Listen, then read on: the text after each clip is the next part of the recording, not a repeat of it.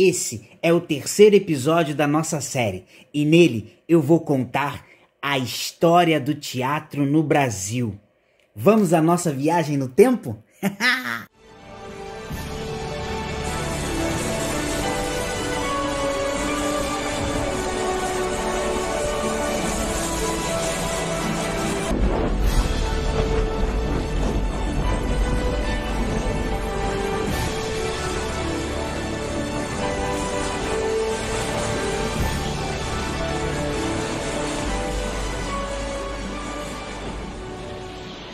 Meus amigos, nos episódios anteriores, quando eu contei a história do teatro na Grécia Antiga e na Idade Média, eu falei que naqueles dois períodos o teatro surgiu a partir das festas e dos cultos religiosos, pois no Brasil acontecerá a mesma coisa.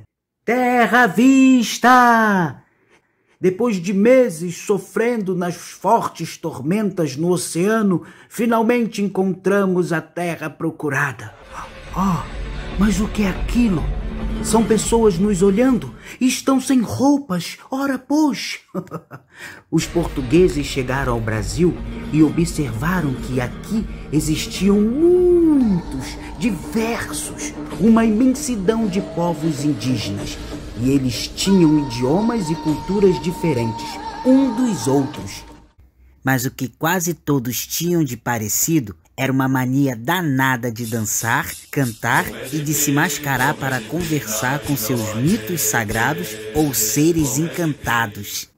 Os portugueses logo entenderam que para sobreviverem nessa terra desconhecida, com tantos povos diferentes, para conquistarem os nativos, precisariam usar as linguagens artísticas, a dança, a música e o teatro. Nas caravelas portuguesas vieram também muitos padres católicos jesuítas. Eles vieram com a missão de propagar a fé católica e de catequizar os indígenas.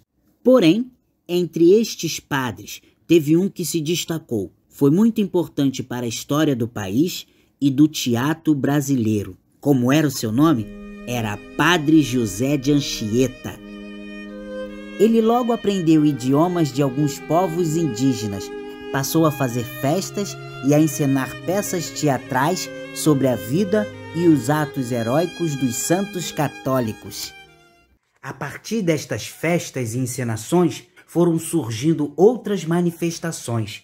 Somos um país com uma imensa mistura de povos, os indígenas, os europeus, os africanos, e com o passar do tempo, as culturas, os mitos e os santos também foram se misturando. Foram surgindo novas religiões, festas populares e as danças dramáticas. Algumas festas e danças dramáticas que surgiram foram o Bumba Meu Boi, as congadas, o reizado, o maracatu, o jongo, as festas de São João, o carnaval e muitas outras. O Brasil virou um país bem festeiro.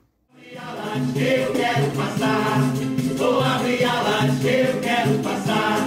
Peço licença pra poder desabafar. A jardineira mudou o meu jardim, só porque a rosa gritou que gostar de mim. Até que em um dia de verão, aconteceu uma festa inesquecível em Salvador, na Bahia. Foi quando a corte portuguesa se mudou de Malicuia para o Brasil. Na Bahia, ficaram pouco tempo. Em 26 de fevereiro de 1808, o imperador, a imperatriz, vieram viver no Rio de Janeiro. Foi o maior bafafá. De repente, a nossa cidade, que era uma pacata colônia, se tornou a capital do Brasil e tudo começou a mudar. Os membros da corte, para não morrerem de tédio, precisavam de distrações, atividades e divertimentos. O imperador de Portugal, Dom João VI, que dava muito valor para as atividades culturais, passou a incentivar e a investir nas artes. Criou uma biblioteca e mandou construir um grande teatro, o Real Teatro São João. E ele disse algo mais ou menos assim: que se erga nesta capital um teatro que dê à população um maior grau de elevação e grandeza.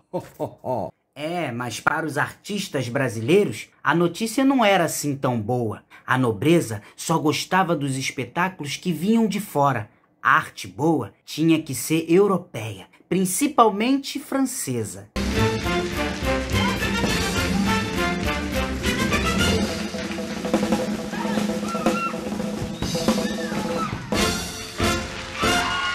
A corte portuguesa ficou muito tempo assistindo só a uma arte importada, cheia de saramaleques e rococós. Já o povão mais pobre nem podia entrar nos teatros, e se divertiam mesmo era nos circos. De palhaço, lararararara, lararararara, lararararara.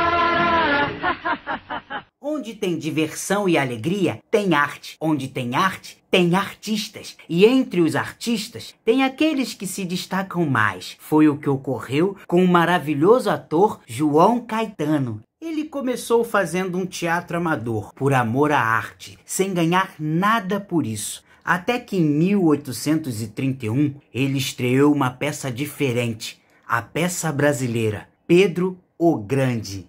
Ele fez tanto sucesso, que 7 anos depois já era dono de um teatro e de uma companhia profissional, a Companhia Nacional João Caetano. Surgiram outros atores e novos autores, como Gonçalves Magalhães, que escreveu a peça O Poeta e a Inquisição, considerada a primeira grande peça do teatro brasileiro. Mas os artistas estavam cansados da sociedade valorizar apenas as artes estrangeiras e queriam criar uma cultura que tivesse a nossa cara. Começaram então a lutar para a construção de uma cultura brasileira. E em 1838, com a peça de Gonçalves de Magalhães, teve início um novo período cultural, o romantismo. Na mesma época, surgiu outro gênero teatral, a comédia de costumes. E foi Martins Pena, outro autor adorado pelo público, que escreveu a primeira comédia brasileira, O Juiz de Paz na Roça. Martins Pena escreveu comédias que brincavam com os costumes da sociedade brasileira durante a época dos imperadores. Ele colocou em cena personagens iguais às pessoas que circulavam nas ruas do Rio de Janeiro: os malandros, as moças casamenteiras, juízes, velhas solteironas, os funcionários públicos, entre outros. Martins Pena retratava a própria sociedade da época. Ainda no século XIX, outros nomes se destacaram na história do teatro. Os dois mais famosos foram Arthur Azevedo e Machado de Assis.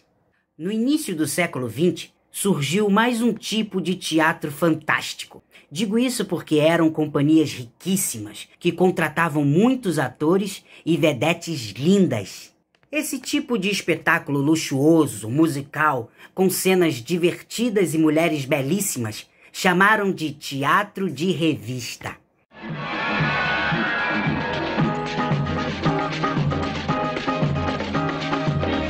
O meu ganza faz tica-tica-bum-tica, pra eu cantar o tica-tica-bum-tica. No mesmo período, Benjamin de Oliveira, o primeiro palhaço negro do Brasil, criou no Circo Spinelli o Circo Teatro.